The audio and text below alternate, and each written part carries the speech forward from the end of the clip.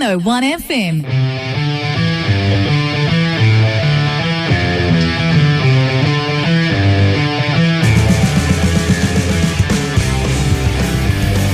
Welcome back to the front row on a 101 FM. Kevin Braysher and Craig Crowley with you. Big thanks to Corey Parker for being on the show before the last break. The big show rolls on now. It's time to talk to a man who's had a remarkable professional football career. He's a dual international, played 187 NRL games, 6 Origins, 9 Tests, 107 top-flight rugby union games and 67 Tests for the Wallabies. He's also a 2-time NRL Premiership winner now. Lote Tuqiri, thank you very much for being with us on the front row this morning. No problems, mate. How are you? Oh, we're fantastic, mate. Very excited to have you on the show here today. First place we've got to start, mate. I'm sure everyone's been asking you about it all week, but we've got to ask the Premiership win on Sunday night last week, 30-6 over the Bulldogs, mate. How's the week been for you? It feels like the celebration has been raging all week in Redfern. Yeah, it sort of has. And, I think it'll probably rage on for a bit for the locals. I think everyone's proudly donning their flags and their jerseys and shirts and everything around the South Sydney area, mate. It was hysteria, but it sort of died down. But everyone's really proud of sort of how we went about and what we did for the community this year. Yeah, Lottie, Craig here, mate. Congratulations, first of all, on the victory. Look, 43 years the South Sydney diehards would have been waiting for this, and obviously you've been involved with other clubs and you transitioned through to Union. How have you felt in this situation, sort of being newer to the South Sydney club, and how's it dawned on you? Is it a strange sort of feeling? Yeah, mate. It's well, I guess when I first got here, it was a bit strange, but sort of being part of the club and the support, they're just really, really passionate. I probably haven't been as used to this support being so passionate from really any club, and they really support their team 120%. And that's win, lose or draw. It's been great to be a part of, mate, and to bring it home. As you said, mate, the diehards has been really good for us. Mate, it was an historical day, ground record crowd, a record TV audience, South breaking that 43-year drought, mates. You've played in some massive games over the years. You've won Premiership with the Broncos, World Cup final with the Rugby, Bledisloe Cups, everything, mate. How does this one rank up there compared to all the big games that you've played in your career? Yeah, it's definitely up there, mate, especially at this stage of my career. I don't know if I'll play too many more big games, and mate, it's probably up there in the top, definitely top 2, top 3, if not number 1.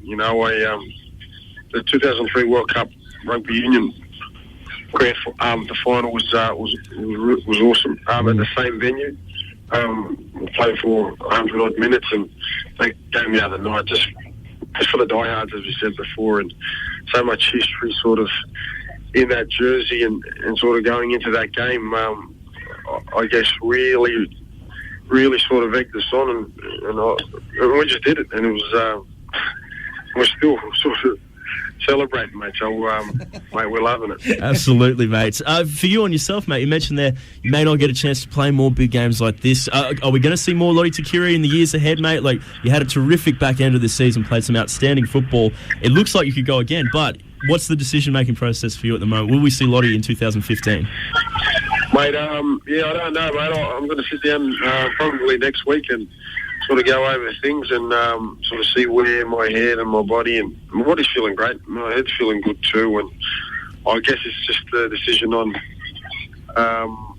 whether I sort of want to do it. I'm going to also talk to Mads next week. I know they're keen, but just got to see how we can play around with the cap, this, that and the other, to sort of fit us in if I do go down that road. So a lot to think about over the weekend and into next week. But, at the same time, what better way to go out in the grand final win with South Sydney Rabbitohs after a 40-odd year drought, mate. Yeah, not wrong, mate. Like, as fans, we'd love to see you go around again, but as you say, it'd be a great story to end it on, mate. Well, the last thing we want to ask about on the grand final, before we want to ask a little bit about coming up through the Logan area, mate, we have to ask about Sammy Burgess. 40 years ago, John Sattler played a grand final with a broken jaw, and Rugby League's still talking about it. Do you think this is a similar sort of story here with Sam Burgess, and we're going to be talking about this for decades to come? But I think the game's been littered with these sort of games and how blokes play through this sort of pain. But Sammy Burgess, he's one out of the box, mate. I've played with a lot of tough blokes, but a lot of the stuff that he's put up with during the year that people probably didn't know about. We didn't really surprise us the way he sort of handled that cheekbone and the eye socket sort of fractured. He's one of the toughest players I've played with, and I've played with some tough ones, mate. So he will go down in South Sydney folklore as a Rabbitoh legend because he's earned that right. Dead right, mate. Look, we'll leave the grand final talk there. Before we let you go, Lottie, we've got to talk about a little bit the Logan area and you coming through there in your teenage years, mate. Tell us, the listeners at home, the journey from you coming through as a junior through to becoming a professional footballer. How did it happen and how did the Logan area sort of assist you with that? Mate, I guess I grew up in Woodridge, and I guess I sort of just played with the sort of locals down at the park, this, that and the other. We sort of really didn't do too much. There was cricket in summer and footy in winter, mate. And I went through Logan Brothers, which used to be Brothers St Paul's. Mm-hmm. I played there. And I really didn't play sort of too much until I sort of was 15, 16, and then I was lucky enough to sort of be good enough to show my wares at that age. And I guess the Logan area itself has produced a lot of great footy players, and I think it's sort of born out of it's a tough sort of place to grow up, and things are changing there as well, and sort of went back there when I was a couple of months ago just to see a few mates, and although things have changed, some of the stuff's still the same as well, and no matter what we've had it any other way. Absolutely, mate. Look, there's been some great products come out of the area. Corey Parker, who we were talking to before, guys in the current setup like Papali and Milford and all these guys. So, Logan, a terrific breeding ground for rugby league and rugby union, of course. We got to let it go there, mate. Lottie, we'd love to ask you more, but we're out of time here on the show. But thank you so much for being with us this morning, and a massive congratulations on the grand final win last week. Lote Tuqiri, thanks for being with us. Cheers, mate. See you, boys. Absolutely. Appreciate it, mate. We'll be right back here on the show to wrap it all up.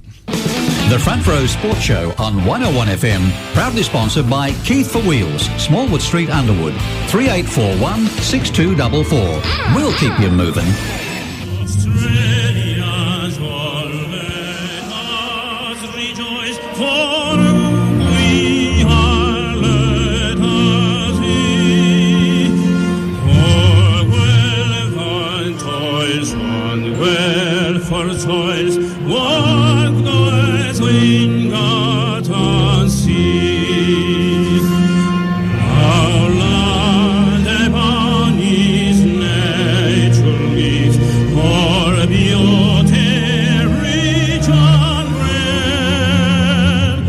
His people pays for letters face, are the bonds of Australia fair. In joyful order let us sing, our strong Australia fair.